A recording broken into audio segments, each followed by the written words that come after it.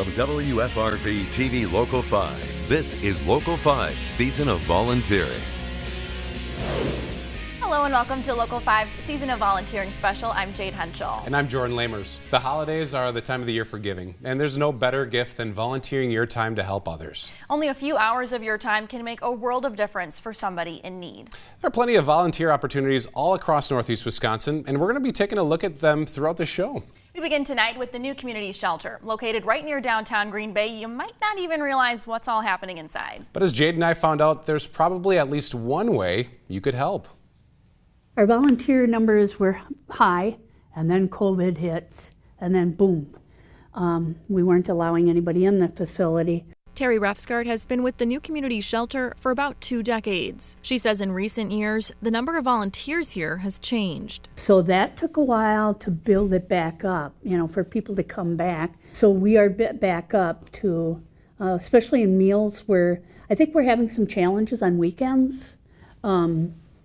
It's always hard to get a group to volunteer their time on a weekend, either supper or lunch. With that community meal program, she says right now they're looking at serving about 175 to 200 people every single night. That program never ceases to amaze me because we have never missed a meal. That program is supported by about 120 volunteer groups that come in, provide and serve the meals. Earlier this month, there was a special thank you lunch for those community meal program volunteers, where almost everyone we talked to had been helping for more than a decade. I've been participating with our Calvary Lutheran Church group for 24 years. So naturally, you're probably wondering why the volunteers keep coming back. Giving back. I mean, we're fortunate to give back to the community is amazing. There are so many people who need help. We can help them. It's gratifying. You get a lot of thank yous. It's needed. Can't concentrate on your day unless if you're hungry. And we're well blessed and we could do it. But there are still other ways you can make a difference here. In addition to the community meals, they have 2 other programs, the emergency shelter and transitional living. We took a look at one of those latter rooms, where items like blankets, silverware, TVs, and more can all be put to good use. Or maybe those old board games or books could be better suited here instead of sitting on your shelf. I always tell people, if you're interested in volunteering, let's take a walk around. Let me show you the place. And when you hit our library, you might be, I have a bazillion books at home. Do you take books? Yes, we do. So once a person walks through, they get a better sense of, okay, this is what I can do. If you'd rather give monetary donations, that's also appreciated. The financial piece is important because we cannot do what we do without the funding. And during the holiday season, they'll have their holiday appeal to support the organization financially, as well as something called Project Christmas Present. We ask people in the community, when you're out Christmas shopping, maybe pick up a pair of gloves or a watch or a wallet or a bathrobe or anything for a person at the homeless shelter. Just no shortage of ways for you to get involved. People who volunteer are a different cut of people. They always have big hearts. They always want to help you make things better. And we want to make sure that when they're here, they're busy and they walk away thinking, that was awesome. That was awesome. And we will have a link to the new community shelter's volunteer application on our website, wearegreenbay.com. After the break, there's an easy way to know when we're back in the holiday season. Just listen for the ringing Salvation Army bells. When we come back, we'll show you how the hard work and dedication of volunteers keeps the Red Kettle campaigns going year after year. Welcome back to our Season of Volunteering special, our chance to show you how people in our community are making a difference. It's that time of year when the ringing of the bells fills the air. The sound is synonymous with the Salvation Army anywhere you are in the country. But its widespread, well-known presence is largely to the credit of volunteers. Local 5's Timothy Latow tells us how a little time or money all adds up. The Red Kettle is the melting pot for donation and dedication. This is our largest fundraiser of the year. This is when the community comes together. We not only feel all that Christmas cheer and share it with our neighbors, but it's an opportunity for for everyone in the community to get involved. It's the Salvation Army's 133rd Red Kettle campaign, and forces are uniting this holiday season across the Green Bay and Fox Cities chapters to bring a sense of comfort to the less fortunate. It brings in, over 70% of our donations for our all year-round programs. Those include our housing programs, our food programs, and our Christmas assistance. And even if it might not seem like it, any amount of money makes a difference. Every dime counts. Every nickel counts. Every dollar counts. And that is the beautiful thing about the Kettle campaign, is everybody just gives a little bit and we have enough for everybody. While the monetary donations add up, it's the people giving their time that multiply the sum exponentially. Having somebody at the Kettle ringing the bells brings in over 95% more donations than if someone's not here. That's why Melanie Hain has come out to ring the bell, so it wouldn't go silent in her father's absence. When we lost my dad last year, my sister and I thought this would be a great way to honor him and his memory and his love for the community and Salvation Army. So it's part commemoration and part fun for Melanie, all for a cause both personal and public. I love this part of the season. Ringing is so much fun because you run into a lot of people that are just warm and welcoming and grateful for the volunteers that are ringing. Not only does the bell spread a calling for more contributions, but also awareness for those in need in our communities. As a community coming together, it's important that we talk about this, and we know that it's out there. We hear it's increased, but we don't know who it always is. The people in need are often nearby, but hard to find. These are your neighbors, these are your children's friends, they are maybe people you don't even know that you're passing every day that are in need. So even if they remain silent and out of sight, the Red Kettle is the beacon for those facing hard times to know there are people out there that care for them. In Green Bay, Timothy Lateau, Local 5 News. Thanks, Timothy. The Salvation Army of Greater Green Bay hopes to raise over $1.32 million this season. If you want to be a bell ringer, you can sign up for 1-hour time slots or more if you wish at registertoring.com. Volunteering can come in many forms, including donating your time to be a role model for kids. After the break, we'll talk to the people behind Big Brothers Big Sisters of Northeast Wisconsin and hear just how beneficial the organization can be.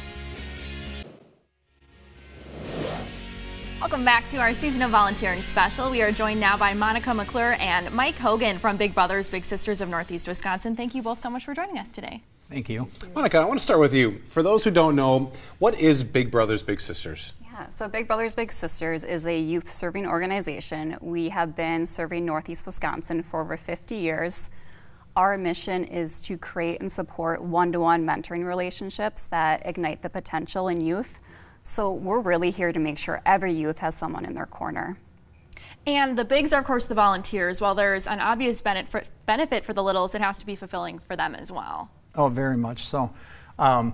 I don't think I realized how fulfilling it was going to be in the beginning, but you get a lot of positive feedback from your little, and it feels good to be able to help them and to be part of their life.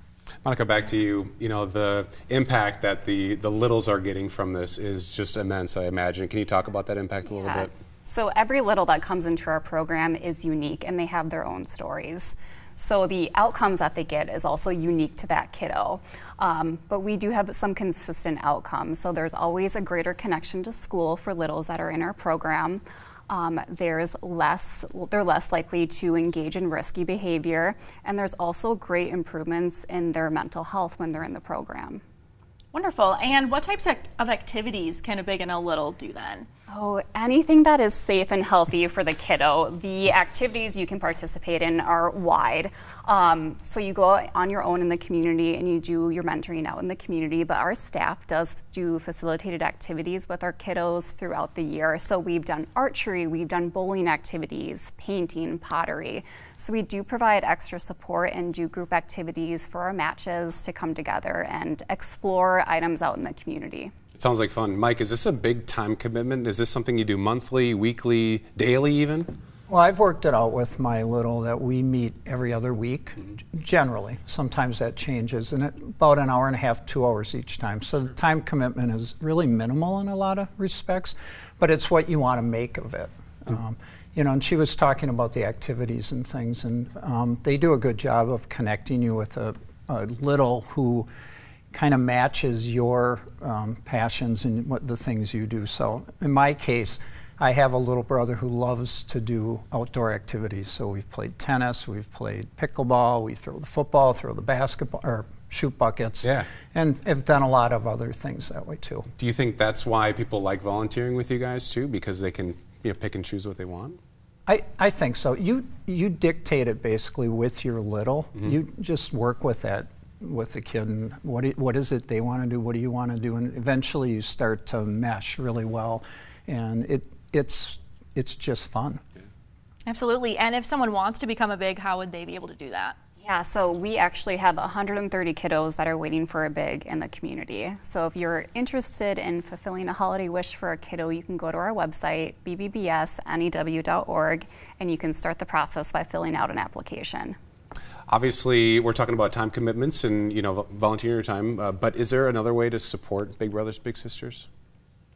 Definitely. I mean, there are volunteer activities that don't involve working with the kids, but also financial donations are always welcome because all these programs and things do cost money.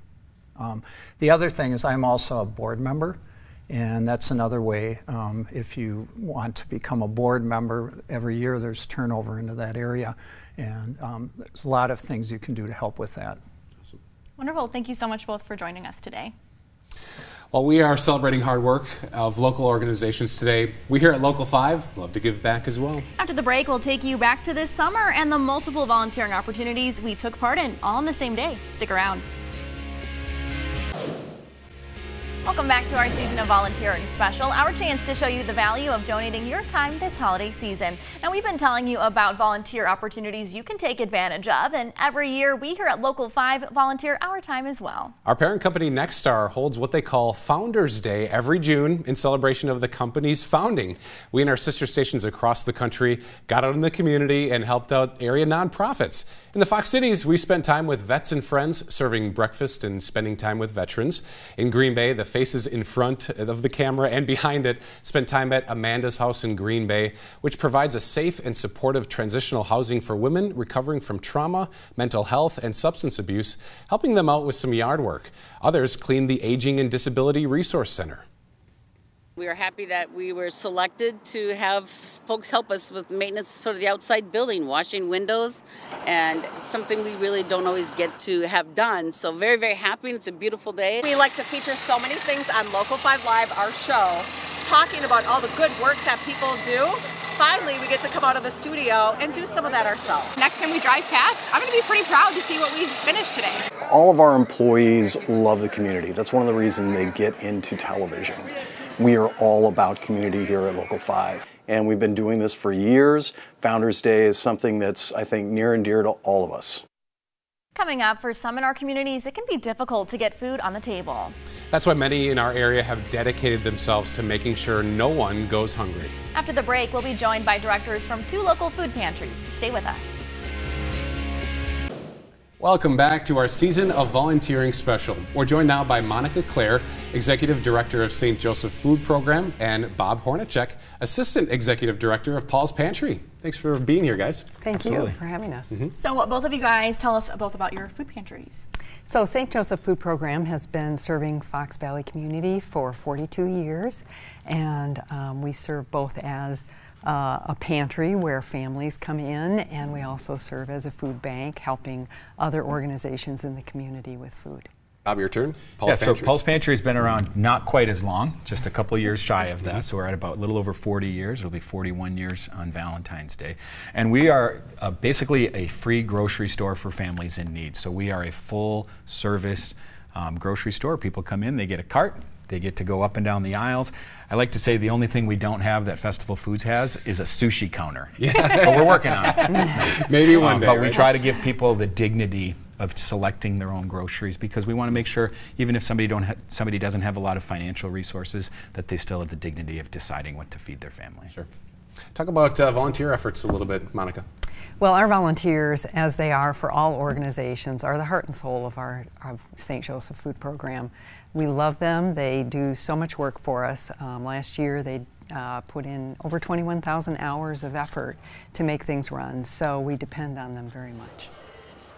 And Bob, how about you? Yeah, so at Paul's Pantry, much like St. Joe's, the volunteers do the majority of the work. We have a small staff, about a dozen full-time employees, but the volunteers really do most of the kind of the heavy lifting, we say. They're working the distribution line, they're driving our trucks, they're doing a lot of the stuff that you see happen at the pantry. There's no way we could do what we do to serve the community without volunteers. And one of the things we really like about our volunteer setup is most of our hours to this day are still done by people, the majority of the hours are still done by people who get food at the pantry. So we invite them in as recipients to get to volunteer so they can get the dignity of not just choosing their own food, but the dignity of working. And that really having that the community volunteers alongside the recipient volunteers really breaks down a lot of barriers, and it just puts people, all on the same team, serving together, the poor serving the poor, and the community all serving together as one. Yeah. And what kind of jobs can volunteers do at St. Joe's? Well, they do pretty much everything, like Bob said, the heavy lifting. They do the truck driving, receptionist duties, interviewing clients for intake, packing food, distributing food, just pretty much delivering food. We also have a delivery program, so we deliver to about 80 families. All of those jobs are done by our volunteers. Do you find that a lot of volunteers are currently working, or is this more retired individuals, or who can get involved? We see, it runs the gamut at Paul's Pantry. So we do have a lot of folks who are retired. We always say we want to be the most accessible volunteer place for new retirees. And that's why we ask them if they would like to volunteer, just show up, and then we'll get you connected and we'll get you figured out with what type of job will best suit you. But we have people who are doing community service for high school. We have people who are doing community service for court. We have people who are working. I think of a guy who came in during COVID, and he worked a job that didn't start until 9 o'clock because it was a West Coast job that he worked remote. And he'd come in at 7 o'clock in the morning, 6 o'clock in the morning here, work for a couple hours, and then do his full-time job remote. So we really take all kinds of people. There's no skill level required. If somebody is very adept at computers, great. We might put them in the office doing interviews and things like that. But, we fit the volunteer job to the volunteer. Yeah, that was exactly what I was going to say as well. So people come in, they get a tour, they get to see what all of those jobs are so that they can decide what they're passionate about. We want our volunteers to find something that they're passionate about, and so they can choose what fits them. We've had people who have had really high stress jobs who just want to be in the background, not doing anything that involves hard decisions and whatever it is. So we fit the job to the volunteer and what their needs are. And what are other ways that people can help support you guys? Well, definitely financially is always helpful. We don't have to store money. It doesn't take up space. So financial gifts are always appreciated. Volunteering, time, and donating food. Right. Thank you guys very much for being here today. Yep. We appreciate it. And thank you for joining us for the annual Season of Volunteering special. And remember, if one of the stories we cover today inspires you to do some volunteering of your own, there's always a nonprofit or charity year-round who would be happy to have you. Thank you for watching today, and we hope you and your family have a safe and happy holiday season.